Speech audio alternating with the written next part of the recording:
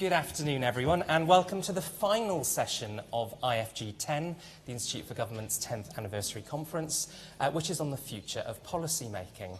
I'm Gavin Freeguard. I'm Programme Director here, responsible for our work on data and digital government, and I'm sure data and technology will be peppering the discussion that we'll have shortly. A few bits of housekeeping first of all. We'd very much like to thank PA Consulting, our headline sponsor for today, and the Advertising Association, APM, Burgess Salmon and the Civil Service College for supporting today's conference. Some other housekeeping: we are on the record and we are being live streamed, so hello to anybody watching us online. We would love you to join in the discussion on Twitter. We are tweeting from @IFG Events using the hashtag IFG10. And if you're in the room, you can get onto our Wi-Fi, which I think is IFG Guest. The username is IFG, all lowercase, and the password is visitor, also all lowercase. So the future of policymaking, a nice big topic for us to end the day with. Policymaking is part of the core business of any government, and it's been at the core of the Institute's work over our first 10 years. New techniques and new technology, think behavioural science or randomised control trials or data science, have changed the way that that core business has been conducted.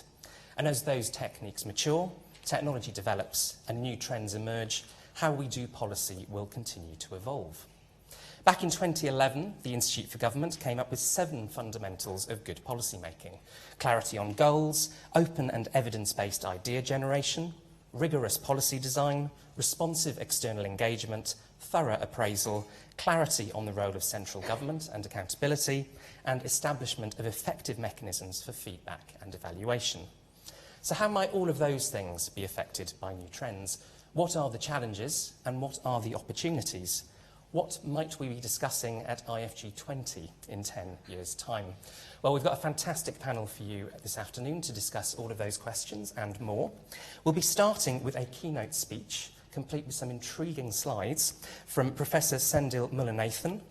Sendhil is the University Professor of Computation and Behavioural Science at the University of Chicago's Booth School of Business. His current research uses machine learning to understand complex problems in human behaviour, social policy, and especially medicine and healthcare. His past work has combined insights from economics and behavioural science with lab, field, and natural experiments to study big social problems such as discrimination and poverty. He's previously taught at Harvard and at the Massachusetts Institute of Technology. He's a recipient of the MacArthur Genius Grant and has featured in top global thinker and global leader lists published by the World Economic Forum, Foreign Policy Magazine, and Wired Magazine. We'll then have the first response from our first panellist, Rachel Glennerster. Rachel is the Chief Economist at the UK's Department for International Development. Between 2004 and 2017, she was the Executive Director of the Abdul Latif Jameel Poverty Action Lab, JPAL, which is a research centre at MIT that seeks to reduce poverty by ensuring policy is informed by scientific evidence. Her own research spans a huge number of fields: governance, education, health, microcredit, community development and women's empowerment. She's the co-author of Strong Medicine, creating incentives for pharmaceutical research on neglected diseases, and also Running Randomised Evaluations, a practical guide. She's also held positions at the International Monetary Fund, the UK Treasury, and also at the Harvard Institute for International Development. After Rachel, we'll then be having our second response from Dr. David Halpern. David's the Chief Executive of the Behavioural Insights team, which he's led since its inception in 2010. Before that, he was the founding director of the Institute for Government, the UK's leading think tank working to make government more effective. Before that, between 2001 and 2007, he was the Chief Analyst at the Prime Minister's Strategy Unit. Since 2013, he's been the What Works National Advisor, leading efforts to improve the use of evidence across government, and I'm sure we'll touch on that later as well. Before entering government, he held posts at Cambridge, Oxford and Harvard, and has written several books and papers on areas around behavioural insights, well-being and policy, including Social Capital, The Hidden Wealth of Nations, and is one of the co-authors of the Mindspace Report, again published by the fantastic Institute for Government think tank. In 2015, he wrote a book about the Nudge Unit and its effect on government. So we'll hear Sendhil's keynote with the wonderful slides, then we'll have the responses from Rachel and David. At about 4:15, so after we've had some discussion between the panel, we'll throw it out to audience questions. Remember, we are on the record. And then at 4:45, we'll draw the discussion to a close, and we'll have some closing remarks from the Director from the Institute for Government, Bronwyn Maddox. So without further ado, Sendhil. All right, thank you. Let's see if this works. I've got a clicker. Let's see if that. Oh, there we go. So the first thing I want to do is to talk about one of my favorite papers of all time. This is a paper involving cows. Though this photo of cows is not very typical of them, because here the cows are all looking at us, or at least the person with the camera. What this paper was interested in is a very, I'm sure, question that's been on all of your minds, which is when cows stand in a field, which way do they face? It's kind of an important question. It's important because a lot of farmers have had speculation over this question for generations as to which way they face.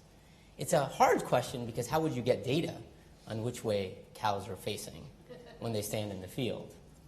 I mean, you can imagine, and in fact, this is what you probably imagine faculty do, sending out poor research assistants who must do my bidding to go look at and sadly, that is not the life we live. So the researchers working on this problem had this problem, and then they had a really nice insight, which was Google Earth. So they went, for those of you who've never been to Google Earth is basically effectively satellite photos of all large portions of the Earth. So they said, why don't we just take the satellite photos and mark which way the cows face on those satellite photos? And in fact, this is a relatively old paper. Today, we would process all of those images, and we would simply just automatically get a sense of which way cows are facing. At this time, they didn't have the kind of computer vision processing we did, so they had, yes, that's right, research assistants go through, look photo by photo. And here's what they found. They found an amazing fact, not just about cows, but about roe deer and about deer. They face magnetic north. Isn't that weird? Not north-north. It's not about which way the sun is. They look at places in the southern hemisphere versus the northern hemisphere where the sun plays in different parts. No, especially deer. They're facing magnetic north. I like this paper partly because it touches on the absurd and the idea that you would embark on this journey and end up with the paper in the Proceedings of the National Academy of Sciences. It does have an element of absurdity. But I like it because the discovery is pretty striking. It's the kind of things that we can learn from data that we could never even imagine was to be true. This has opened up a set of questions. What is the magnetic sensor inside of all of these animals? There is no physiological understanding of where there might be magnetosensor. It's weird. It also like this paper because it's interesting and useful for things other than cows. This is a picture many of you may have seen of an island country in Asia. Do any of you know this island country? No? No one? Maybe I misspoke by calling it an island country. It's not an island country, though in this nighttime image it looks like an island country. Does that help? So this is actually South Korea. And if you want to, why this is interesting is this is a way to understand economic development of North Korea. If you believe North Korean GDP numbers, all their economic development is happening during the day. These type of things are very, very powerful. We can now start to collect data on economic systems using metrics that we never had ability before. I'll give some examples of how satellite images are transforming our data collection, but here's another one. This is based on an experience that I had in which I honestly felt really bad for a little bit, because it's when I realized that sometimes my students listen to me and they really ought not to. I was complaining to my student, Laura Trucco. I was saying to her, I'm convinced that I think Apple's slowing down my phone. I really think, yeah, they're doing it to sell more phones. So obviously you shouldn't listen to crazy people. But she decided that she was going to take me seriously, and she went and produced this figure. So this figure is Google searches for the phrase iPhone slow over about a 7-year period. Now people have extended this out. It has some noticeable peaks. Any guesses what those peaks are? That's right. My tinfoil hat really worked this time. At the times of iPhone releases, for some reason, mysterious reason, lots of people find their iPhones getting very, very slow. In part because of this evidence and then some things that were discovered, there was actually a lawsuit that's been brought by various attorney generals. But you can use these type of Google search data for a lot more type of information. So here's a great paper by Choi and Varian, where what they've done is they've taken Google search and they've shown they can predict Toyota sales and Chevrolet sales before they even announce their numbers, because you know people who are searching. You can get unemployment numbers well before the labor ministry actually collects them. Why? Because the unemployed search for certain things. Another source of data where I think people are starting to work is by this Pulse Lab Kampala, which is at the UN. They have started to just collect data and development from totally different sources. Many, many people listen to the radio, and there are many, many radio stations. So they've started as one of their projects to simply collect all of that radio data and start storing it, which has allowed them to start looking at throughout Uganda, they're able to see what conversations people are having on the radio about what, and get early warnings of things like ethnic divisions or those type of things. And they've started mapping all of these conversations. I'll end on one, and then we can stop this bit. I wanted to do this bit to just give you a sense that the biggest thing that's changing is our notion of what data even is. That we now have the ability to get data, which is, if you think of traditionally, it was statistical agencies going out and doing surveys. That's not going to stop, nor should that even, abate. But we now have many, many other vehicles for starting to collect data on behavior and get sense of what's happening. This is perhaps my favorite. This is a paper by some electrical engineers that I thought was just spectacular. And I found it interesting because one of the big problems in farming is rainfall. And one of the big challenges of rainfall is getting rainfall collection stations. Because you put them out there and they need to collect data on rainfall. And so this is how we currently collect rainfall data. So this paper pointed out there's a different way to collect rainfall data, or at least potentially, which is this. This is a cell phone tower. So how is a cell phone tower a rainfall data collector? Well, it turns out that cell phone towers, for purposes of just being able to transmit packets of your calls to each other, send constant pings, which are standardized packets that they send to each other as a measure of quality and to adjust any line loss, etc. Guess what happens when there's rain? Those pings show certain signatures of line loss. So now people have shown just by using that data, we can actually get very reliable rainfall numbers at very, very low levels of granularity. So I want to open your eyes to this the first thing I think in the future of policy is that I think we're going to have an explosive period over the next 10, 20 years where we will just dramatically change the data landscape. And these are just the beginnings of people being opportunistic and being intelligent and clever about bringing a lot of things into the fold. And so I would say data in the public good is probably the biggest change. I don't think this is going to happen on its own. And I think that's important to keep in mind. And for that, I'll just tell you a parable between two different sectors. The first sector is computer vision.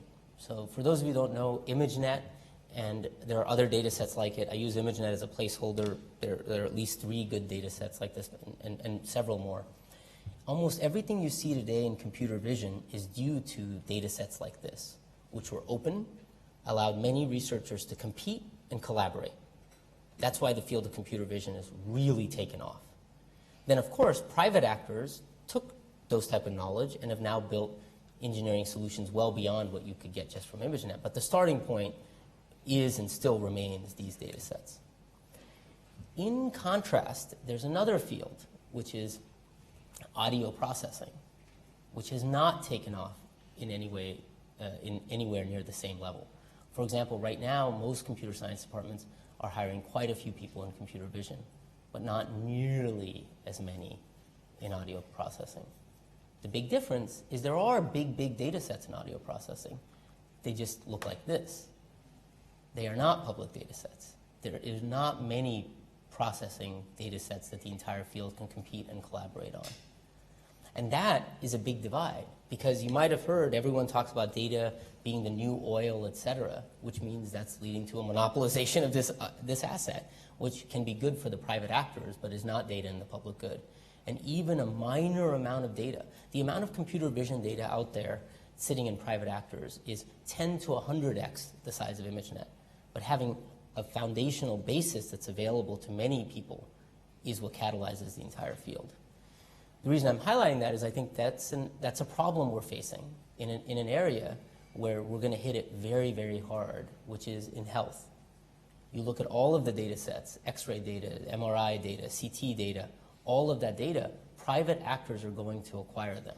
That's not bad. That's good. That stuff will come of it. But there are no public data sets, or it doesn't need to be public, researcher accessible. We're not building the foundation for a field of computational medicine. So I think we need to be putting activities into that. I'm working with some people at an organization called Nightingale, whose sole goal is to go and convince some providers that it's in their interest not just to sell to, well, I don't want to name companies, but let's make up a company, Google, and to not just to sell to this company, but perhaps also to contribute some of this data so that you can contribute to the public good, which science, et cetera, entirely feeds on. I think this is actually even good for Google, because in all the computer vision work that led to things like self-driving cars, that helped everybody in those spaces. So I think data in the public good is, I think, the first thing that we ought to really focus on. And without that, most of these fields will never really flourish. The second thing I want to talk a little bit about is some work we did about 4 years ago now, which started with the problem that's a very American problem, which is America has a lot of things, including arrests. So every year we arrest about 12 million people. And right after arrest, there's a decision that has to be made about these individuals. Would they be sent home to wait for trial, or would they wait in a place like this? This decision is very, very, very consequential. In the United States, the average jail stay, the average number of people in jail is around 750,000. Now, that's a distinction that's worth making, which is jail is primarily for people who are waiting for trial. This is not the prison population. In fact, about a third of the entire incarcerated population in the United States are people waiting. It's not people who've been incarcerated for a crime. They're just waiting to be tried. And they're going to wait quite some time. The average jail stay, conditional on being put in jail, is about 2 to 3 months in most jurisdictions. And there are some jurisdictions which are about 9 to 12. So this is a very consequential thing. Now, the flip side is also consequential. You can't just let everyone out, some would argue, because what if they go on to commit a crime? You had them, you caught them. So the decision of who to jail is fundamentally the challenge in this area. Of course, the interesting thing about the decision of who to jail is, by law, it's a sort of a problem where the judge takes a defendant history, and they're not trying to judge whether the person is guilty. That's a separate issue. That's a complicated problem. They're simply just judging, will they commit a crime if I were to release them now while waiting for trial? Do they pose a public safety risk? Do they pose a flight risk? That's a pure prediction problem. And those are the kind of problems algorithms do an excellent job of. They are able to take the data on defendant history, look at the outcome, and form a prediction. This is actually no different structurally than an algorithm that says, is there a face in this photo? Is there a pedestrian in this image? It's literally the same problem. So you could build an algorithm to do this activity. Well, what do you find when you do that? So here's what we've done. We've rank ordered. We built our algorithm from New York on a data of about 750,000 people, and I've ranked ordered here people according to their predicted risk. And I've said, look, on the left axis, on the left side is what happens if we release no one, the American solution. On the right axis is we release everyone, and what the crime rate we would get in between. So this is a policy choice. Where do you want to be? How many people do you want to release? But importantly, we'd like to know how well is the algorithm doing relative to our current status quo. So right now, we jail 26% of the people for a crime rate of about 11.3%. The algorithm at that 11.3% would only jail 15.4%. So we could cut jail populations in about 40% and have no effect on crime. So the ability of these algorithms to sort people is really much better than the ability of humans to sort people. And the magnitude here is crazy. Rikers is a big jail in New York. My co-author on this likes to say, if algorithms were around, we could close Rikers in July. Now, I'm not sure about the math, whether July is 60% of the way through, and I'm not sure I trust Jens to do the math right, but you can make it August if you want. What's interesting, of course, is that in addition to this, we actually find that the people who benefit the most from this are actually disadvantaged. Blacks and Hispanics can get the biggest benefits out of these consequences, which we can come back to later. I'm saying this because this category of problem is a category of problem that appears everywhere in policy, and we have simply not had the tools to solve before, which are problems where they're prediction problems. They're problems where we're making a decision, and we can build algorithms in the public interest to improve the quality of those decisions, because underlying those decisions is a prediction. So the core problem is predictive. We're not asking what works. For that, we have a suite of tools. This is not a substitute for that. This is for who and when, which of these people will be most likely to commit a crime. There's a clear goal in this problem, and individualization is essential. And importantly, think about all the data that is just sitting within reach to solve this problem. I'll just go through a few examples so that you get a sense of it. So a problem in the United States that you might have heard of is police brutality, which a lot of interventions could be designed for. But in a way, it's also a prediction problem, because we know the record of police. Can we predict which police officers are most likely to be involved in a brutal situation before it actually happens? There's some reason to believe so, because if you look after the fact, you'll find this was not the first offense. It's not like out of the blue the cop started beating somebody.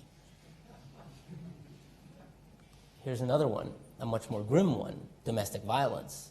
Every year, in nearly every jurisdiction, advanced country we've worked in, you've noticed this fact. The police are often called to a house, and they're called because there's a loud, I was going to say quarrel, but I think I'm going to try the British word row. Is that right? Is that oh, I'm stopping right here. I don't think it gets better than this. So called because there was a row, the police have to make a decision. Is this a couple that, as many couples do, are just fighting? Or is this a couple that might be at the risk of some serious domestic violence? They have to make this decision. It's an implicit prediction they make, which then they sometimes send social services. But that's a classic example. There's like an audio of a call, there's like other background history. Can we make a better predictor of domestic violence? Another one that happens a lot, many people, when they go to buy their first home, the question they ask, how much house can I afford? It's a very basic question, but it's not a question for which we actually have an answer. What we do have an answer of is how much house can you afford that's good for the bank? But that's not what you want the answer for. And just so you understand that, your home mortgage will be one of the last things you'll default on. The bank giving you that mortgage will make sure they're not going to give you more than you will default on the mortgage for. But if you take a loan that's so big that you start running credit card payments late and you don't have much savings, and that is not good for you. Perfectly fine for the bank. So it's a very simple prediction problem. Here's your financials, and ask what's the probability of late payments, et cetera, on your other things. I'll just keep going with this. People looking for jobs, they need to make a prediction problem. Given my resume, who are the people most likely to hire me? How could I know what that is? It's just a simple prediction problem. If we're going to go hire teachers, there are lots of places around the world where we try to incentivize teachers. But we can ask the question, given everything we know at the time of hiring or promotion, which teachers will have the highest value add by whatever metric we were going to use to incentivize them anyway. So all personnel selection problems have this feature. Let me end on this one. It's often the case that we get to famines too late. But does it have to be?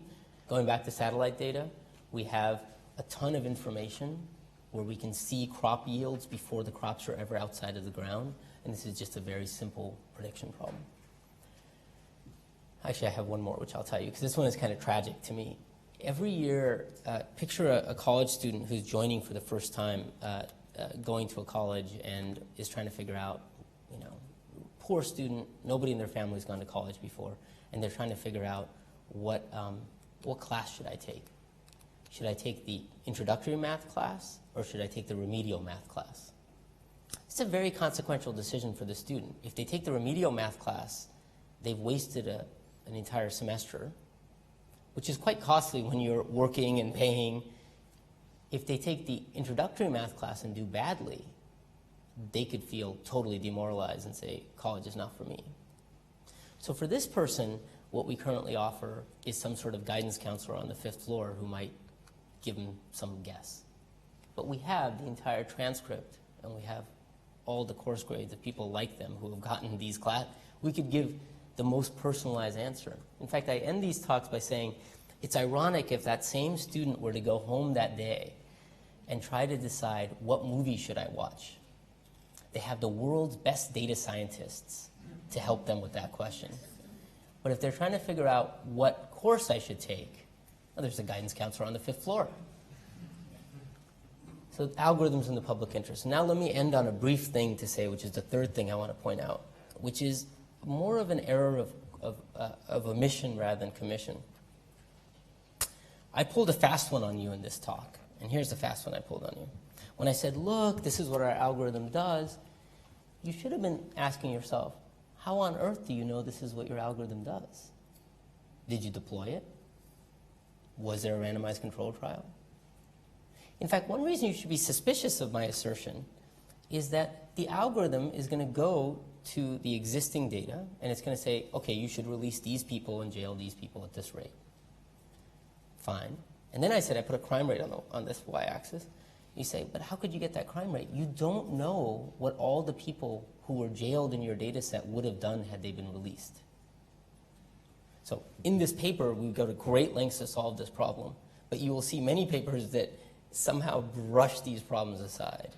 So I want to end on the last point, which is that the danger of all these introductions of algorithms and these data is that we lose sight of the fact that nothing has really changed about the need to evaluate policies. Just because the policy has an algorithm underneath it doesn't make it any different.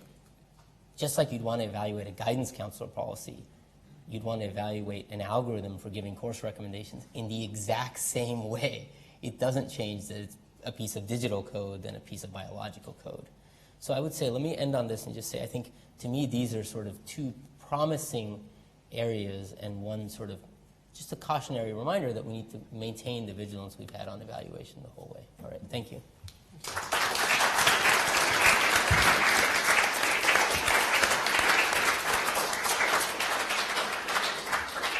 Rachel. Great. Thanks, Sendhil. Thanks for inviting me here. So I'm going to pick up where Sendhil left off and talk a bit about how we can use this kind of work within government. What are the promising uses? What are the cautionary tales?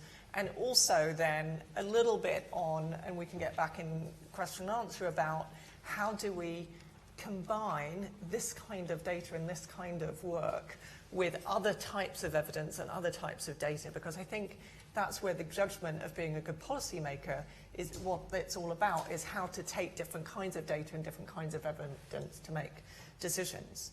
So let me just start by saying the problem of how do we use data and evidence in government is centuries old. Since we first got the first censuses, governments have been worrying about this. I think it's worth just being really clear about what's different about machine learning and artificial intelligence, which is that it's we start the process by giving the computer, we get these complicated algorithms by starting with a really simple first, instruction to the computer. So, 50,000 cats and 50,000 non-cats, pick what is a cat. Or this is a lot of people who are in poverty, this is a lot of data about them, these people are poor, these people are not. Now predict who's poor. So we start with a simple question, and the computer learns and comes up with a complicated answer.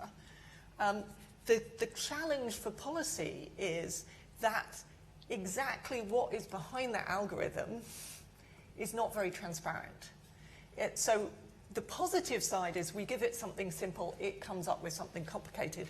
The downside of it is it's something complicated and we don't really understand what that complicated thing is. So let me just talk you through a couple of examples where I think that's important in policy making. So an advantage of us giving it a simple question and the computer kind of doing all the complicated work is where you're working in countries or where you have limited human capacity. So the example Sendhil gave of satellite imagery looking at crop yields is a good one for us working in development, because the data that we have on crop production in most developing countries is really bad. And yet it's a very large percentage of GDP, but different ways of calculating what agricultural productivity is get you really different numbers. So we kind of have not very much idea what big chunks of GDP are in a lot of developing countries. But this satellite approach of, looking at what's on the ground and figuring out how well the cassava is growing and what the production of sweet potato is this year is very promising, because it substitutes for sending a lot of people out doing really hard agricultural surveys. So that's a positive. The negative side, though, comes from that lack of transparency. And this is a kind of old question in government, is do you go with sort of rules-based or discretion-based policy making? And do you have a simple rule that everyone can understand but may not be great? Or do you generate a rule that is really nuanced and subtle and gets all the ins and outs, but we don't really understand? So if we think, for example, about the poverty targeting question, right, we could have lots of data and that could help us predict who's poor and therefore who do we send welfare payments to. The first thing to note is sometimes AI gets things spectacularly wrong. Right? Just, sometimes it thinks an elephant is a cat, right? And that's less likely to happen in human, because if something's so off, we're kind of quite good at picking out the really outliers and not putting those through. So that's a risk. But more, I think, the risk is that there's something important in a democratic institution of people understanding what the rule is for how we decide who is poor. And there's even evidence that people like systems that target the poor, that they understand. They like them better. So in Indonesia, there was an experiment where in one case they used a lot of data to pick who was poor, and in the other they went to communities and asked them, who in your community is poor? Now it turns out they ended up picking pretty similar people, but in the communities where they let the community be involved in deciding who was poor, they were much happier with the allocation of the welfare payments. So if you think of it, kind of AI is the extreme of that, of not only is the computer picking it, but we don't really understand why they picked you and why they didn't pick you. So I think there's a question there about, how much we can use this prediction. Now there are cases where having a computer do it and not have human involvement is actually really important and useful. So take the example of doing a census in a fragile and conflict-affected state. There is a huge amount of suspicion in those environments about the collection of population data, because it's going to be used to determine vote shares, like how much this region gets, weight in, how many seats do they get in Parliament. Right? And so we know that that is manipulated a lot, and people don't trust government to do it correctly, because the government that's in power has, will often come back with data that's suppressing the numbers in the opposition area. But if you go to a kind of algorithmic, hands-off, humans not involved, satellite looking at predicting where people are, that might actually be a positive. So it's kind of understanding those trade-offs of where it's good to have human involvement and where it's not that I think is important for deciding how we use some of these techniques going forward. Let me just talk a bit about sort of a broader context of, Sendhil ended on, this is still important to be doing impact evaluations and evaluating whether these things work. I think for governments, in my experience with Indifid, the really challenging question is, how do you bring together different kinds of evidence to make decisions? And in particular, how do you bring evidence about the local context that's relevant to the local context? Where's the drought? Where's agriculture doing well? Where are the people? Where's the poverty? That's all about the local context. With impact evaluations that tell us about human, what works, and learning from other countries. And the real policy challenge is, how do you bring those two different types of evidence together? And at DFID, we've been experimenting with an approach where we do country diagnostics that really delve into what's the local challenges and needs of the population locally. Where are the problems? What are the institutional constraints? And another set of diagnostics, which are globally, what's the most effective thing that you can do to address these specific challenges that will be identified on the ground? And then it's the judgment of the policymaker of, when do we pull on the global evidence to match the need that is generated locally. And I think the AI work is particularly important in understanding the local context and getting this really nuanced textured definitions of, where's the poverty, where is there going to be a drought. But we still need to draw on this global evidence of how do humans behave that requires these sort of rigorous impact evaluations of the kind that I've been involved in. And thank you.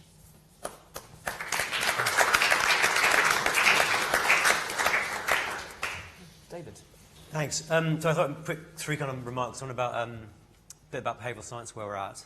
Sendhil used to be a behavioural scientist before we went rogue. Sort of still half is. Maybe talk about some of the AI machine learning stuff, and then also the broader kind of empiricism point. So on behavioural science in general, I was trying to think, why also is it that behavioural scientists often have been doing a lot of machine learning, AI, and maybe one of the things is just because we're very curious about weird results, actually, like the cows lining up. You're looking for the anomaly, and also because humans are pattern recognizers, and it means we're not very good at seeing what we don't expect, actually, and that includes in professional judgment. Actually, on the crime stuff, go into it's a quite famous related paper, which we were in fact sharing with some perm sex, with some stuff we're doing with Mark, around overconfidence. But when you ask criminal justice professionals in the US to make these estimates, it's not just they're not very bad at it. You can show how you can throw the estimates widely. There's a very neat one where they're just given a scale on the bottom of the page, which might say 0 to 40 or might say 0 to 100. Anyway, it's an anchoring effect. And just by this, it's not even have to pay attention to it.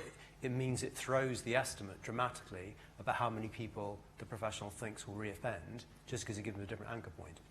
So we may have worries about some aspects of AI and machine learning. We also have to put it in the context of just how bad humans are at certain kinds of judgments. Anyway, we're carrying on, of course, behavioural sciences, carrying on with or without Sendhil. And the interventions are getting bigger, more ambitious. We've done trials now with more than 10 million at a time in some other bits of the world, in all kinds of other weird and wonderful places, doing really neat stuff on reducing burnout and domestic violence. I think some of the most interesting areas, just very briefly, where our kind of key frontiers, they remain actually using, Gus will appreciate, using behavioural economics on economics, which we've started to do, including do people understand Bank of England inflation reports? What happens if you write them in ways that people would understand? Wouldn't that be a good idea? Also, in our view, and with quite big effects, There's a lot of stuff around market design. A huge amount of behavioral science is no longer really about micro. It's about the interaction between the micro behavior and how it changes behavioral equilibrium. The sugar tax, of course, sugar levy is one example of it. But there are loads of areas where we feel there are quite big behaviorally based market failures where we just haven't really begun to pull the levers effectively. Stuff around conflict, of course, humans not getting on with each other, or whether nations stay together coherently, even you might think, or social mobility issues. So it's really exciting. Actually, I still think it's got a long way to go as an area. But to kind of switch on to really the machine learning and AI, what else we do with it. So as Sendhil may not know, we actually, some people know, we have been using machine learning in BOT. We did a report a couple of years ago now almost, with some early illustrations. Because one of our frustrations is, on the one hand, there are concerns about how it's being used by some commercial players. I mean, it's fine, choose your movie, but what else is it being used for to optimize to capture attention, to keep a kid online for as long as possible, you know, etc. Some of which look problematic and regulators have struggled with. But at the same time, as your examples illustrate, and people in this room will be thinking, God, there's so many things we could and should be using it in the public sector which we've not done. So we did these very quick demonstration projects, partly based on trying to replicate what Mike Bloomberg had done with smart data in the US. I won't go through all of them, but I think they do illustrate the power. So just one, for those who don't know it. We tried to work out who's a bad doctor, who's a bad GP in the UK system. So we have a regulator, we have a whole inspection system. It took 3 years for our regulator to do one cycle to inspect all our GPs in the UK. And so it was kind of interesting, well, of course, in retrospect, can we build a machine learning model to work out who is the so-called inadequate doctors, just a couple of percent? Anyway, the short answer is, oh yeah, we really can. And the key was not only using the regulator's own data they would use, but you could combine census data with prescription data and a number of other sources, and on a 20% cut, 20% sample, we could get 95% of the inadequate GPs identified. I mean, really good. So you could just say, well, that's fine. CQC can now sack 2/3 of their inspectors, would be one possibility. But our interest was because you can then dock onto it, in principle, the interventions. Right? Well, so why do we want to know this? Because we want to know as to whether we could intervene earlier with the GP whose actually practice looks problematic and give them some extra cues. And we had done interventions, and we may know around antimicrobial resistance and prescriptions for antibiotics. We've also done it around cancer rates, GPs who are under-prescribing for cancer symptoms and so on. But now we've got, using machine learning, we can work out where to apply them. It's just super powerful. I mean, other areas we've worked on around, for example, actually, Jonathan, you'll know, John Slater, around kids who are marked as no further actions in the youth social work system, and we flipped it that way around rather than the other way, and try and work out, well, how precisely can you figure out how many of those kids marked for no further action, it turned out you made a mistake. And it's nothing like 95%, but it's still, you know, on a kind of 5-6% sample, we could get about half of the cases, right, really important. But we're not really, I think anyone in the room would say, we're not reusing it in a massive way. There are little bits of the system. It's being used a bit about some parts of, not criminal justice mainstream, but like AI in relation to going through massive amounts of data in the criminal justice system occasionally. But we're not really using the mining of the data. And I think your challenge is exactly right about, it's very powerful. You know, the kid who can come home and give an incredibly accurate advice about which movie they'll enjoy next. And yet we can't in our educational system. Same would be true for technical education, right? Or actually, what's the right choice for you in terms of your options in front of you? You know, kids who are giving up maths way too early, and so on and so on. And so it's got to be part of our future, and we should really accelerate it. I know you had someone talking from Singapore, of course, this morning. We were partly prompted to do so because we saw Singapore using these techniques around can you predict traffic 10 minutes before the traffic jam will occur? And actually a pretty good model is built also with IBM and Carnegie Mellon, and then redirect your traffic in advance, right? Built a smart traffic system. Or they were doing also in their, a true AI model in some ways, in the tax system, although I think they've stopped using it, where people make inquiries, and then you get essentially a machine which gives the first line of response. But then it's looking at whether, if the person wasn't happy with it, that they say, I don't think that's right, and then gets referred to a human, and it's genuinely machine learning to iterate and improve. Well, you know, why not? And a question I think also for us in more policy terms is, where's the R&D capacity which we are building to do this in government? And David and I think a lot about innovation systems, and we think about that also as government. If it's a third of the economy, what are the opportunities to apply it? And I just don't think we're anything like enough. Just to bring it together and also go back to Rachel's point, obviously I have my other hat on as National Advisor on what works and how does it all fit together. Well, these are just part of a wider family of techniques to make better policy and actually practice. So I've always felt one of the key lessons of the Behavioural Insights team, not only in the UK, but in many other countries which we now support and help, is that it just smuggled into government very strong forms of empiricism, running randomized controlled trials, testing multiple variations. Why would you only do that letter? Why wouldn't you do, 5 others and see which is more effective? Very practice. But, they are one technique, but another, of course, is just to take advantage of the existing natural variance, which is what a lot of the machine learning work is doing, to exploit the variation in our system and practice to figure out, well, actually what works better for who. It's just like, it's the equivalent to me in the policy and practice world of a kind of a rainforest, right? There's like all these amazing drugs which are just waiting to be discovered if we haven't destroyed it, but, to figure out that variance. But we haven't really finished building a system that enables us to do that. So the what works stuff is not just, of course, using randomized controlled trials, but it should absolutely be this kind of mining as well in a much, much more intense way. They are part of the same family. And since we're forward-looking, actually, David and Bronwyn both mentioned the what works stuff actually last night. And I do think it doesn't get much public profile, but it is really important. And it is an area where it feels to me that government has pivoted in a significant extent. So just to take, we actually now have 14, I think, what work centres, which we recognise as such.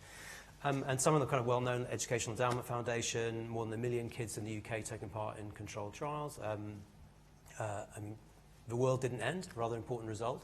It's also important to result, one of the things that I think people haven't absorbed is that the average effect sizes are quite small and that we should take that on board, right? So a lot of things aren't going to work. So even EEF, having filtered things, about 3/4 of what they then try and test doesn't work. And in both sides, actually, of the US and the UK, when people have aggregated now the effect sizes for these many interventions, 180, for example, for EEF, they were originally calibrated like a large effect size is kind of 0.8, a small effect size is 0.2. The average effect size is 0.06. Actually, it's exactly the same number that's been found on both sides of the Atlantic. So is that terrible? No, that's probably what we should expect. And partly it's because we talk about academics and publication bias. Boy, you want to talk about that, but get into the policy world. Right? We read the world, we see our successes, we don't really test them. And so it's actually, our calibration is completely wrong. When we go and test a lot of these things, it turns out a lot of them aren't working, but that's still, we want to know that. And then finally just kind of bring it together, we have the internal changes, the trial advisory panel, the rewriting of the Green Book. It's a different way of doing policy, right? Just to say, we don't know what's going on, to have this kind of humility to it. The machine learning also drags you into that world because it throws up these surprises. In fact, some people don't like it because it's so atheoretical, right? But actually, that's not a bad place to be, often as a starting point. But I thought I'd just conclude, the kind of latest of the What Works centres is the Youth Endowment Fund, which is 200 million just went into it. It's directed at particularly youth crime and violence to try and find solutions. So that's quite a lot of money spread over 10 years, put an arm's length from government to try and figure out what works. Fine, let's try some of the models, in fact from Chicago, not least, or Boston or Glasgow, and will they work in London and where else? But the other detail that probably most people haven't attended, to, no reason why, is it's trying out lots of new things with the expectation of an 80% failure rate, right? To build that, and actually that is the world we're in. It would be great to be more than that, but to build policy in a way which we are systematically testing different things, expecting a lot of it not to work, and then finding out those gems that do work, right? So to me, and I think we've all said it in our own kind of way, I think if we're optimistic, despite wider things happening in the world, there's this very, very positive change about a kind of methodological sophistication which is creeping into policy. Maybe the public aren't really aware of it, but it's really significant. And actually, machine learning, behavioural insights, user randomized control trials, they're actually part of this wider package. And if we do follow through on it, we've got every grounds to think that, we can really make the world a better place. Honestly. Thank you.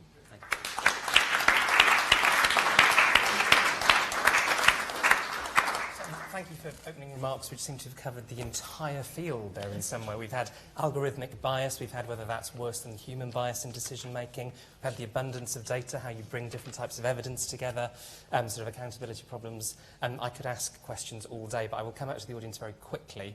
I'm just going to ask one quick question to all of you, and again, anything that you want to address in other remarks that have been made, do feel free to say that as well. I suppose the question is, how would you like to see government and governments bringing these techniques into the policy process? Because we've heard lots of sort of particular examples, but what can government do to make the most of the opportunities, but also to guard against some of those risks that you've all touched on? Sendhil, I don't know if you want to go first. Sure, yeah, I'm sorry. I'll just want to pick up on one thread. I love these comments, and just one thread to connect them to, which it's worth saying is, I think, Rachel, you had asked what sits at the intersection of these things, and I think it's related, David, to your point that it's not implausible that we're getting small effect sizes on a lot of things we're trying because we're not yet haven't figured out how to target the treatments to the right people. Just echoing things Rachel had said as well, and it's possible that we might be living in a world where more precision targeting of a bunch of interventions might actually even take interventions that right now don't look efficacious because they're close to zero, but in fact for 10% they were pretty efficacious. So I don't know, so it just feels like this just to underline the idea that there's a lot more synergy here, I think, between these things. But as to how governments would do it, I guess I'd pick up on David's point that there seems to be an underinvestment right now in R&D in this activity. Like, I think governments are putting dollars into it, but it wouldn't surprise me if Waitrose puts a higher amount of proportional dollars into it than the government. I mean, you look in the private sector, a lot of private sector companies are putting a lot of dollars effectively into these activities. And so given that this has a bit of an R&D-like function, it would seem like you should at least match that level of investment that it's just new technologies come online. Adopting them into any existing organization requires a whole new investment. And I think, as you said, the empiricism entering into the system, it's just going to require a lot more investment in resources. And I think how you do that, I'm sure you two will have a much better idea. But just the level, I think, needs to be much higher. Yeah, I think one of the roles of government, you talked at the beginning about the difference between, case studies where where data was open and the work was collaborative, and if this is a global public good, then we need to, and there's a lot of benefits from kind of interaction and pooling data across different kinds. I mean, a lot of what we're learning is because we can merge this data set to that data set, but we can't do that unless they're open. So I think, one role for government, of course, is investment, but it's also to create the platforms that allow the collaboration across. And so, an example of that in the development field is we're working with governments to set up, India has this really good system of digital identification, which is a system on which a lot of other platforms have been able to build, but it is a government system that then, and it's relatively simple. They didn't try and do something too complicated. It's universal, it's simple, and then other things can be built on it. So taking that idea and helping governments, poorer governments, set up that kind of digital identity on which other things can build. So setting up the common platforms on which people can build, I think, is really an important role that government can play. Can I just add one quick thing to that? The NHS is perfectly primed for this activity. It could produce the ImageNet for computational medicine and transform that entire field going forward. And it's like one of the few places that could do that with a modest amount. It's got the data. It's not in a way that the US couldn't. But it has to be open, whereas at the moment, Absolutely. My understanding is the NHS is often letting private companies come in and play with the data, and then it's right. Then it's private. And the irony is that you wouldn't even need to take that much of it. Like at Nightingale, what they're doing is just observing. You don't need that much data for this public good part to operate. 1% of the NHS data would be more than enough to just be open. Not open, it's health data, so it's not open. I shouldn't be able to download it, but easy to access. Yeah. Yeah, I mean, on that one, of course, getting the data architecture is a key priority. I think actually the Institute is doing something in this space anyway. The ADR, the Administrative Data Research Network, ADR UK, I think it's now called, is key to this, because you do have to do the machine learning, you have to have very, very detailed, not just anonymizing, you have to actually link these different data sets, but then also do so in a way which the public are comfortable with and is not leading to leakage, which is not a trivial matter. But we ought to be able to do it in a million different ways, be it from, universal credit, who are the people you can do very, very rapidly, who are the ones actually you need to look at more carefully, or of course health, absolutely, bearing in mind the public appetite. But in terms of scale of activity, I don't know, you did ask it. Of course, machine learning does give us usability. I mean, you combine these techniques and you can work out, you can address the Angus Deaton critique of RCTs, which is that, the average effect size versus the specific. They ought to enable us to do that, working out what works for who in more precise ways in these bigger data sets. But to contextualize the data, Amazon is spending roughly 3 to 4 times more than the entire UK government spends on all of our R&D, UKRI type thing. I think we spend roughly, you probably have the number better than me, I think we're probably, if you took the UKRI budget in a bit, we're about what VW spends, I think, So is that the right number? Probably not. But it also it's not just about the amount of money, it's where do we spend it. And we did this thing with 2 people in a year, and we had 6 use cases. So it doesn't actually have to be super expensive, but we do have to do it. Thank you. Let's take some questions from the audience. I'll take a few at once. If anybody is in the room next door and would like to ask a question, please come to the door. And do remember, we are on the record and being live streamed. So I will start with the lady right by the camera, then the gentleman a couple of rows behind, and actually let's take the lady in green there as well, and I'll come back to the rest of you next time round. Yeah, Nisha De Silva, Ministry of Justice. We hold a lot of data, including linked data sets across government, and we are really interested in getting this data out into the community, but we are coming across a lot of ethical issues because some of the data we collect is not, people don't sign a declaration agreement when data go into the police national computer. So this is a big problem for us. So the way we're trying to get around is bringing in the data science capability within government, but it would be easier if we can kind of spread the effort across. And I just wondered whether there were some good examples of how people have overcome this. Particularly, we have it even within departments in terms of accessing other departments' data to link to our data sets. So I just wondered whether across the world, whether there were good practices that we could kind of count on. Thank you. Thank you. Hi, sorry, Gus O'Donnell, former civil servant. I wanted to say, Sendhil, that was a brilliant presentation, and I'm just thinking about the #1 IEA rule about clarity of outcomes and what we do with the cows. And if I'm on the Lake District and the fog comes down, I now know, and I haven't got a compass, I just find the cows. So that's fine.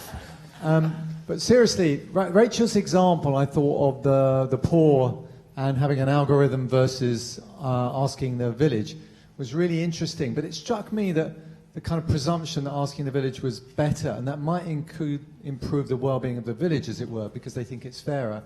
But it might well be that they didn't want to give money to these poor people because of prejudice, because of how they thought they'd get, moral judgments about that. So it strikes me, and it was the same with the question about the algorithm for arrests and detention, that there are quite a lot of ethical judgments built in there. And the same is true of what some of the work that David was doing. And I think we need to be quite explicit about these ethical judgments that we're building in. And we need a debate, just as we are explicit about value of injury and death and stuff like that. We need to start building these in, because otherwise implicit ones come through, and they tend to be treating everybody the same, which may not be the right answer. Thank you. And the lady down there as well. Thanks. Helena Fox, Department of Business, Energy and Industrial Strategy. So my question is about data gathered from AI in the human context. Forgive me now for vastly oversimplifying the complex science of behavioural economics, but given Sendhil's earlier example of an algorithm predicting whether police officers are likely to exhibit bad behaviours, for example, Are you, given what you do next with that data, are you not more likely to predispose that person, for example, to that given behaviour that you're actually trying to control? And is there a line that you've got to toe there with how you implement all this information? And are you not just kind of going to basically predispose people even further to what you are identifying? Thank you. Let's go first. No, go ahead. So on the good practices, I mean, tax administrations have to deal with this all the time, and they do have researchers working on this. You know, the US government has lots of protocols, of also colleagues who've worked with the Chilean government. Sometimes it's, you know, you can come in and use the data inside. So first of all, you make them go through a lot of ethical hoops, but that sometimes, you know, you can come in and use the data and run things internally, or if for even more confidential data, give us what you want to run and we'll run it. So there are actually a whole set of procedures for more, you know, really sensitive to pretty sensitive data, which you can use, you can allow academics to come in and use. So I think, yeah. So I think. Yeah, so, I mean, once you're giving it mass scale, I think it's quite hard because you end up having to take out a lot of the identifying, which is particularly useful for doing the linking. You can't then do the linking. So, so that might be a bit harder. On the ethical judgment, I think there's biases. You know, there's biases in all the different ways of doing this. I think for me, there is something about the transparency that at least you know what the rule is, and then people can criticize and say, well, actually that rule, you know, is biased against women or this ethnic group. So I wasn't necessarily saying we should always have villages. I was just using, you know, choosing people. I was just using it as an example that people have to have confidence in some rule, some aspects. People need to have confidence in the rules, and you can actually would trade off a less good rule that they at least knew what it was, which I think is important. And on the last point, I think people's response, I think the main issue is that people will respond. Once we develop these algorithms and use them, people will then change their behavior, right, potentially. And so we need, that comes back to Sendhil's point, is that we need to test. You know, you can't just use the descriptive data and make policy on it. You also then have to test the policies that you come up with. And the first point I would add, you know, Medicare, the big payer in the U.S. if you're over 65, has been making their claims data widely available to all researchers, a 5% or 1% or a 10%, sometimes even a 20% sample, for decades now, and it has been super effective and I think Rachel's point about having sort of layers is exactly, you know, some intermediate layer for the most sensitive data. Usually I think about these things as doorways. You want to have some layer that's very public in some sense. It doesn't need to have everything, but what that is that's the invitation for people to get interested, work on it, and if they get, and as they find things, then they'll say, hey, can we come in and work on the more sensitive data inside? So I applaud your attempt to have and I think I would learn from the Medicare claims case, and maybe the intuition to have is that there's a very big difference between the data needs for statistical purposes and for privacy. Privacy is about identifying an individual. Statistics is the exact opposite. It's really all about aggregation. And so just an intuition you can have in your mind is that if I literally took all your variables and I simply added noise to all of them in a predefined way, now no one is identifiable because I've just noised everything up. But the statistics will still work because I know what's the noise I added. So there are techniques for this, and I think that I think keeping the best data in-house, but I definitely think there are techniques. I'd look at Medicare claims. There's work on what people call differential privacy. And so there's an area, and I'm happy to connect you with people. Let me just say one thing that might be a meta point about the other comments. I hope my talk didn't come off as glib, because what I really wanted to say was we're starting something. we're starting the process of applying these tools and answering these questions. I think if anything, the private sector has been way too fast because they only care about the dollar outcome. I think whenever you start doing new projects like this, you need to over-resource everything, asking every question, asking the questions about transparency, testing it out afterwards, seeing are there these consequences. And I think what we just need is more use cases that are carefully constructed end to end, with maybe David's point about 80% failure, recognizing when you do a new thing, there will be bumps on the road. We will have unexpected things. Oh, we didn't realize people would react this way. And so I think this is as much a call to say, there's so much potential here, but I hope I didn't come across as glib, like we're just going to lay the roads and cars are going to start running. It's that now let's start. You know, it took time before we were able to run RCTs well in the field. So I think there'll be required equivalent time to get these working right. And so I think all the issues you raise, I totally agree. Yeah. Just very briefly on the use case, I mean, everyone's very obsessed with Estonia, of course, super linked everything, but tiny populations.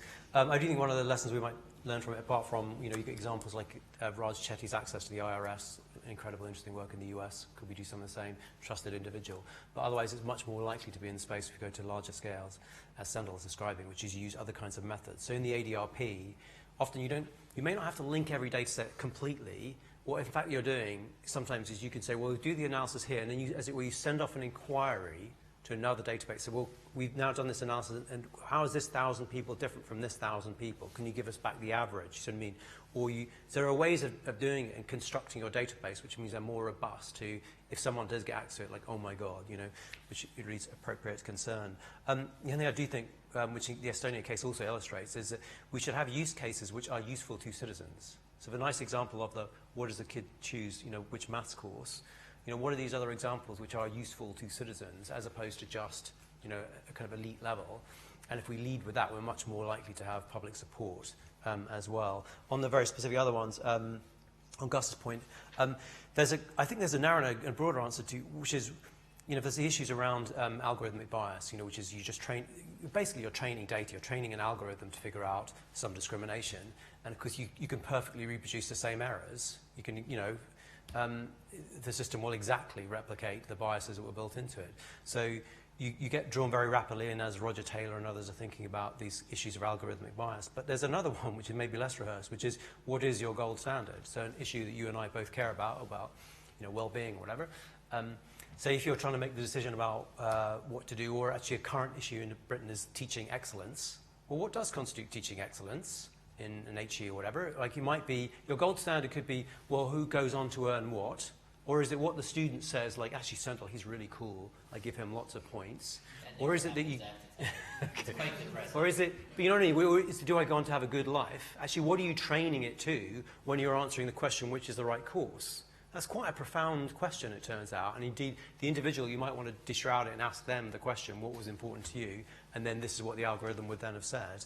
On the last point, just about you raising the issue about criminal justice system, etc. Well, I mean, remember, even from old-style longitudinal data, we know it is disastrous for that point at which the kid moves into the criminal justice system, then all their outcomes, you know, in discontinuity design get worse. But just take, I don't know, the Met. I mean, the Met alone. Well, God, we were just looking at numbers the other day about the number of kids who are picked up, come into the criminal justice system, and the police literally have to decide what to do with them, where do they refer them on, or where do they not. You know, these are real decisions being made day in, day out, let alone before you get to jail. These early touch points. We're not very effective at redirecting. We're not effective at making those choices. And we're asking this officer, who may not have access to very much of the, you know, the background and the detail, to make a really difficult, potentially life-changing choice. What are we going to do to aid them? And just to go back to the example of the stuff we were doing on kids marked for no further action, we also made a choice, which is, we think part of the story is you're building a system not just to work in abstraction, but to give feedback to the professional. So we made choices in the architecture to say, essentially, in some ways it's a training tool that goes back to the social worker, which highlights what it is in the case records which is creating the flag, and therefore why the concern is, and you might want to ask some further question about it. But it's creating a feedback loop able to draw on absolutely, literally tens of thousands of cases for the social worker to be a better social worker. It's not that we're just saying, now you just trust the machine. it makes a social worker a better social worker. And same would be true for a police officer. So that fits, I think, also with Rachel's point about where do you marry the machine with the human is part of our story, it has to be. And a quick point before I take the next round of questions, just on the data access and sharing. I think the National Audit Office have got a report coming out on this in a few weeks. And if you want a sneak preview of that report, you can go to the Institute for Government website, or shameless self-promotion. We've got an event series called Data Bites, and somebody from the National Audit Office was talking about that last week. So you can find out more there. Next set of questions, which may be our last, unless we can get these done quite quickly. We've got one there, and then one there as well.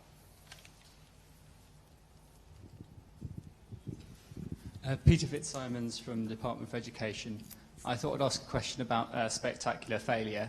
So when Netflix gives a bad recommendation, we don't really care, but in health or children's services, I could potentially kill someone. And I wondered whether you thought we just have to get comfortable with failure, whether there are better safeguards that we have to put in place, any other solutions that you would think about. Thank you.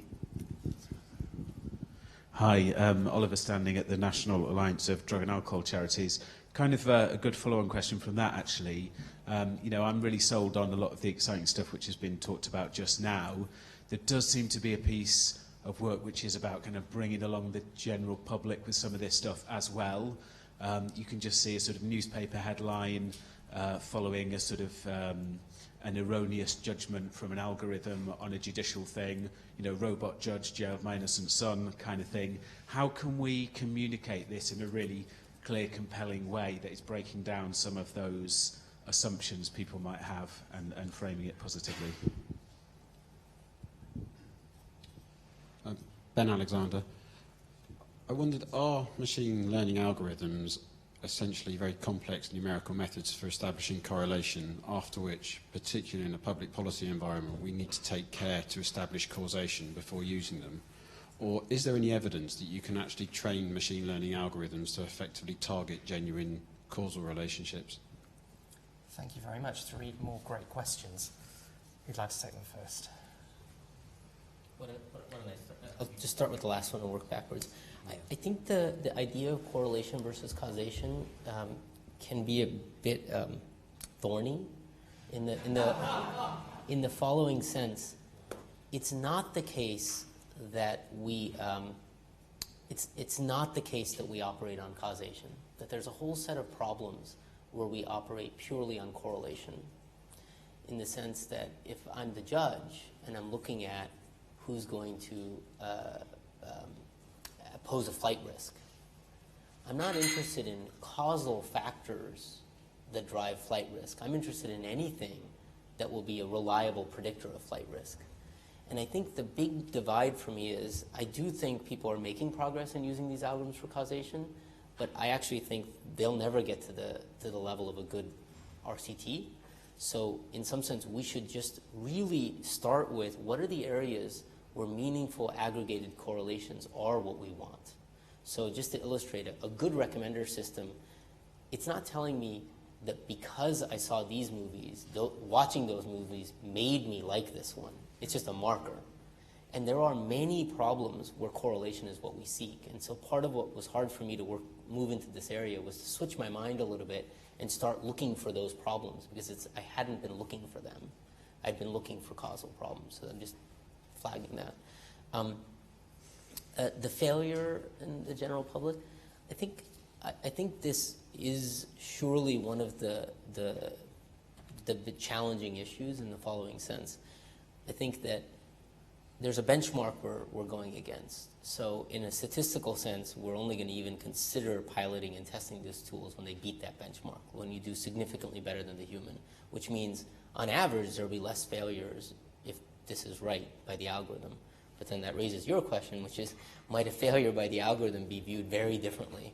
And here I'm just reminded of this great, I used to have this photo in my talk of, it was amazing, and what was the World's Fair? It must have been anyway, it was an early World's Fair where Otis, of Otis elevator fame, was standing on his elevator and was about to cut the rope to just convince people that elevators were safe. It has brakes, it has everything. And it was a long time before people truly trusted elevators. I don't know if you noticed, but this is why there was elevator music. This is why when there started to be automated elevators, did you guys know this? For about 20 years after there were automated elevators, there were still people pushing buttons because people didn't feel safe getting into an elevator if there wasn't someone there running it. Picture now getting into an elevator and someone's running it. You'd be like, what is going on? So I think that under this sort of speeding up process, I think is absolutely key. And I would actually think that going to areas where there's already true value created and where there's a human along with an algorithm is probably the best place to go. Like, for example, I believe now we're at a point where in some of our medical work, we're finding signals, say, in x-rays that doctors can't see. But still, in the delivery of that signal, surely having the doctor present is without question necessary. But partly because we don't know what the algorithm might be missing, that was to Rachel's point, but partly also just that's the right user interface back to the end audience. So let me come back to the correlation and causation question, because I think that's important. I mean, I agree with Sendhil that it's about, these are different questions. And I think coming back to the point about government use of data, the key thing that I think is important is training, all the civil servants and the people who are making decisions is really understanding what kind of data you need to answer which kind of question. Is it a correlation question? Is it a causation question? And at one point, in one way, I can say it's very simple to do that. I mean, I'll give you, the example of figuring out which kids are falling behind is a sort of descriptive correlational question. How do you predict which kids are going to have problems? Is a prediction question. What is the best way to teach kids who are falling behind or are going to have those problems? Is a causation question. We want to test different approaches. And I also think the challenge that I've been working on in DFID is to help people understand it's also not just, good RCTs and good impact evaluations aren't just asking about this particular program. They're telling us something about how beings work and how they respond to different stimulus. So, the fact that we underinvest in preventative healthcare is a common thing that happens across the whole world. Like, all humans have that characteristic. We've learned a lot about that they're price sensitive from good RCTs. You've got to build that understanding of how humans respond into designing your programs to fix the problem that descriptive evidence has given us. So using these different kinds of pieces of evidence really, the causal evidence is really at that kind of slightly higher meta level. That's what it's good at doing. And it helps solve the problem that we've been talking about, which is you can introduce a policy based on correlation, people will respond to it, and it'll turn out being something else. But understanding the causal evidence about how humans respond will help you predict that, how people will respond to the Lucas critique. And so I'll leave the other ones to up as well. So very quickly on the correlation stuff. Remember, correlation often does at least suggest there may be causation. So there's not, despite the common expression. It's also humans are awful at seeing correlation. In fact, Johnny Kahneman and Tversky's work, some of the original work, was literally on giving people a set of numbers that had a correlation in it and asking them, do you think there is or isn't? Just a small number of numbers. And people are really bad at it. Just to understand the mechanics, I mean, there are lots of different these techniques, but ones, for example, I was alluding to earlier, we're using sort of 6-level trees. In other words, you're looking like 6 interaction terms, like a man of this age having this drug, thing, like many combinations way beyond you can ever try. So you can see patterns that you'll never spot by accident, since we can't even see the simple correlation. That, of course, creates a corollary issue, which is you can then get spurious correlation. So just for those who don't know, what you would do is you train the model on one set of data, but you keep some back, and then after you've run your millions, and you think this, and you might constrain it by some notion is this plausible, you then test it on your other set. So that's a key test that you have to use. But then that's clearly not enough, because then it sets up hypotheses, particularly if you're going to then do an intervention. Well, if we then do this thing with this population, would it make a difference? On the final, just one other point from the other questions about the error and how it'll go wrong. It is interesting that we are very unforgiving. Maybe we're like at the lift stage, the elevator stage, the one which is well rehearsed around. We are much more unforgiving of an automated vehicle killing someone than we are of a human, which is kind of interesting. Why is that? But it does seem to be where public sentiment is at, and it may well be true for these systems. So it is really important that we choose our early use cases. So the ones we try to choose, like it isn't who you'll put into prison, but it might be the kid who actually it turns out you could let go. You could take a chance on them, and you can choose in an asymmetric way where you push your margin. And so the last part, I do think, so I've always been a big believer, not only on the behavioral science, but in general, we should have stronger mechanisms that enable the public in a sophisticated way to give their view, which is not just the reaction in the Daily Mail. So I've always been struck by how NICE has always had lay members, around which treatments are and are not acceptable, on its expert panels. And I think this perfectly applies in these areas too. So it's not just that we need a bundle of experts to say, are we okay or are we not? It's perfectly reasonable to say, well, could we have samples of the public on issues like this where you say, actually, what are the parameters that are acceptable? And that applies actually not only in government, it also applies to commercial players. So if Facebook or others want to talk about we're using these algorithms in a major way, it's appropriate for us to say, is the governance good enough amongst the user community who are being essentially shaped through these tools? Is it set in a way that suits them, or is it not, right? And actually, one of the actions of government might be to inject stronger forms of governance into where these techniques are being used, not only in the public sector, but in the private sector too. Thank you very much. I think we're probably out of time to go back to the audience. But I will just give each panellist a couple of sentences if they want to come up with any final thoughts, and also just ask them one final question, which is, if we were having this discussion in 10 years' time about the future policy making, what do you think we'd be talking about? So, David, maybe if you want to conclude.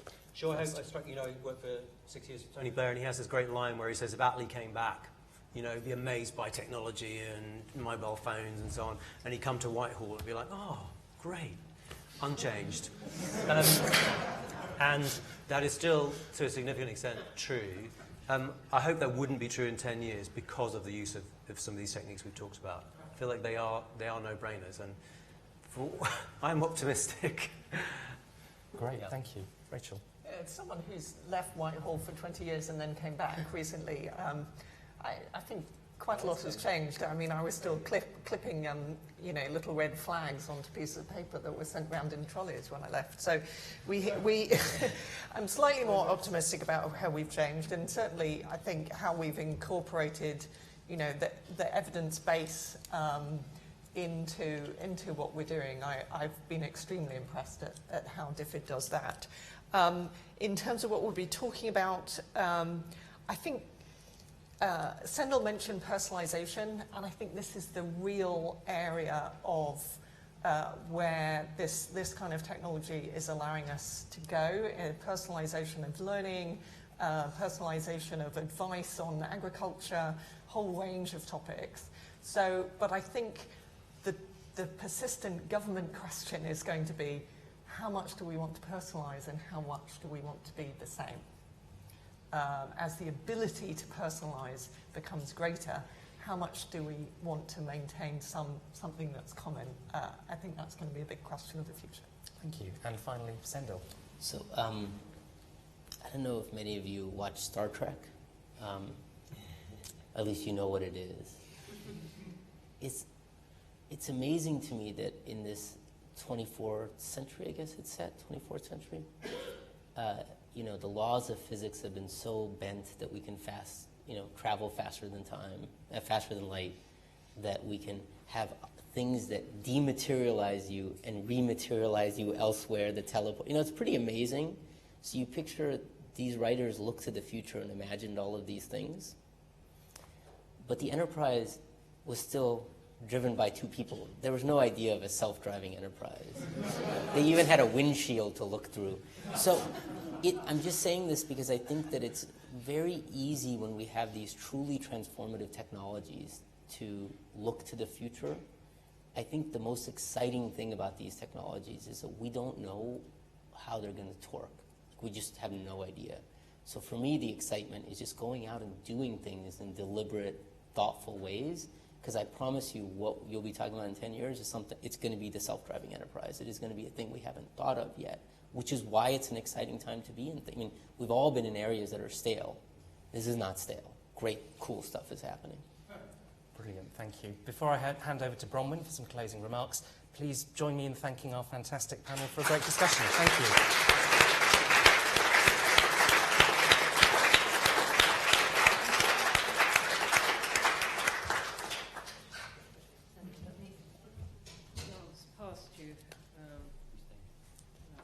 Some end of the afternoon, bit of terrible choreography. Thanks, that was a tremendous session, as the others have been today, but thank you all, Sendhil, Rachel, David, and our very own Gavin. I must say, I found today really the most exhilarating antidote to what I feel is the claustrophobia of Brexit. And, you know, to be reminded that smart people in many different countries are wrestling with these questions of how to make government work better, and are coming up with answers to it, I found enormously refreshing. We began with this sweeping keynote by the Senior Minister of Singapore, Tharman Shanmugaratnam, on really starting with questions of people's failure of trust in government, going on to equality and social mobility, and then reaching for some of the very practical policy solutions. As he said, he was aiming for a sense of moral and practical goals that a government might throw itself at. And it was a sweep of ideas there that I know a lot of you found enormously stimulating. I don't mean this as a black joke. I mean, we are very conscious in the UK of how competition for to be the next Prime Minister that might in normal times generate a lot of ideas, a lot of policy suggestions, is kind of deadened by this great boulder of Brexit sitting there as a great binary thing that people can't really get round. And I'm delighted we've managed to do that today. We've had terrific sessions on people, on finance, on how government should deal with the private sector, indeed how the private sector should deal with government, and just now on policy making. And again, the size and scope of the questions and answers, I think, has been enormously refreshing for us at the Institute. It's given us a lot of ideas, and I hope you too. We don't entirely stop there. For those of you who want more, we have tomorrow morning's launch of my predecessor, Peter Riddle's book called 15 Minutes of Power on how to be a minister. I didn't think when I was discussing the title with Peter 6 months ago, and we were settling on that, with a picture of an MP clinging to the clock face of Big Ben, that both power and 15 minutes might be both too generous for... But if you want to come to that, try and coax a place off our brilliant events team or watch on the live stream. And then in the same way, we have the Cabinet Secretary, Mark Sedwell, talking tomorrow afternoon around 5 o'clock on, indeed, the theme of this conference, the challenges of a modern government. So, look, with that, I'm going to close. Thank you all for terrific questions, terrific conversation in the breaks, and to our speakers, thank you for many of you taken a lot of trouble to get here. We're absolutely delighted. It has given us exactly the range and refreshing quality that we wanted, and with minimal reference to what we in London refer to as the B word, or in this trade. But if you want that, you can follow our brilliant Brexit team, or indeed switch on your news feeds, where you will find that MPs have just voted down the latest attempt to block no deal, right? Right. On that note, thank you very much indeed for coming.